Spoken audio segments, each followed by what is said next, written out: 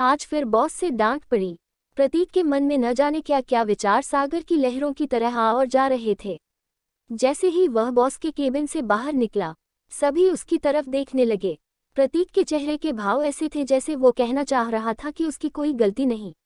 गलती किस इंसान से नहीं होती, इसका मतलब ये तो नहीं कि वो उस गलती के लिए दोषी हो गया। पर ये दुनिया इसे कौन समझाए, इसे तो बस दूसरों में ही गलतियां नजर आती हैं। प्रतीक को इससे ज्यादा फर्क नहीं पड़ा।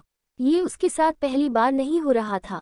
पिछले 2-3 महीने में उसे कई दफा बॉस से डांट पड़ चुकी थी, और इस बार तो उसे लास्ट वार्निंग भी मिल गई थी। प्रतीक बेबस हो चुका था। वो अपनी जिंदगी से हार मान चुका था।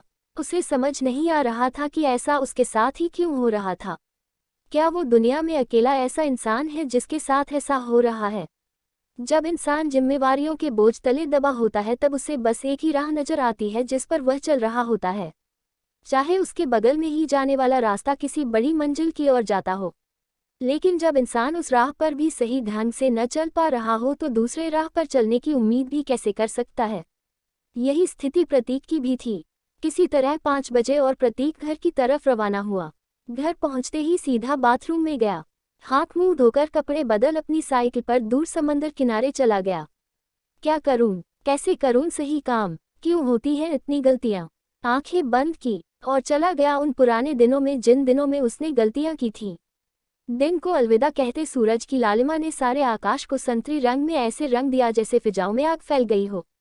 लेकिन इस आग में तपिश नहीं, एक अद्भुत सी ठंडक थी, जिसके बाद एक ऐसा अंधेरा होने वाला था जो सारे वातावरण को सूरज की तपिश के बाद एक आनंदमय एहसास देने वाला था। हवा भी अपनी मस्ती में बह रही थी। न जाने कब हवा का रुख थोड़ा तेज हो गया, लेकिन प्रतीक पर इसका कोई प्रभाव न पड़ा। तभी नभ में हवाओं में तैरते पक्षियों के कोलाहल का मधुर संगीत प्रतीक के कानों में पहुंचा। जैसे ही प्रतीक ने आंख खोली उसने देखा कि बहुत ज्यादा तूफान आ रहा था। पक्षी न चाहते हुए भी अपनी दिशा में उड़ नहीं पा रहे थे, फिर भी उन्होंने उड़ने की जिद नहीं छोड़ी थी।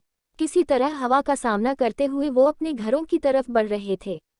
न जाने उसने इस बात में ऐसा क्या देख लिया कि उसके चेहरे पर एक मुस्कान आ गई, और उसी वक्त हवा को चीरती हुई बारिश की एक बूंद उसके माथे पर आ गिरी। वो शायद जिंदगी के असल मायने समझ चुका था। वो समझ चुका था कि जिंदगी के रास्ते में रुकावटों के आने का मतलब ये नहीं कि रास्ता खत्म हो गया है। हमारी चाल धीमी होने का ये मतलब नहीं कि हम तेज नहीं हो सकते, और रुक जाने का मतलब ये नहीं होता कि दोबारा चल नहीं सकते। जब एक पक्षी अपना हौसला नहीं हार रहा तो मैं तो एक इंसान हूँ। मैं भी तो अपने आप को बदल सकता हूँ। क्या हुआ जो आज हवा धकेल रही है मुझे? कभी तो ये मेरा साथ देगी, कभी तो मेरी जिंदगी की किश्ती बुरे वक्त के समंदर से निकलकर खुशियों के किनारे पर पहुंचेगी। मैं अपनी मेहनत से अपने मुकद्दर को बदलूंगा। उस पल तो उसे ऐसा लगा जैसे किसी ने उसके कानों में कोई मंत्र फूंक दिया हो, जिससे उसकी भटकी हुई मंजिल उसके सामने आकर खड़ी हो गई हो। अब बस जरूरत थी तो उसके चलने की। इधर सारी रात बारिश और तूफान चलता रहा, उधर प्रतीक के मन में उठ रहे सवालों का तूफान शांत हो चुका था। ऐसा लग रहा था जैसे बाहर हो रही बारिश ने प्रतीक के अंदर परेशानियों की उड़ रही धूल को साफ कर दिया हो। अगली सुबह जब सूरज निकला तो उसकी चमक कुछ अलग ही थी। ऐसी चमक हर रोज नहीं होती थी। पंछी चहचहा रहे थे। ऐसा लग रहा था जैसे कल अंधेरी रात के बीच किसी ने सब कुछ धो डाला हो। एक वो दिन गुजरा और आगे के दिन जैसे जैसे आते गए प्रतीक ने अपना एक अलग ही मुकाम बना लिया, और कुछ ही सालों में उसने अपनी खुद की एक कंपनी बना ली।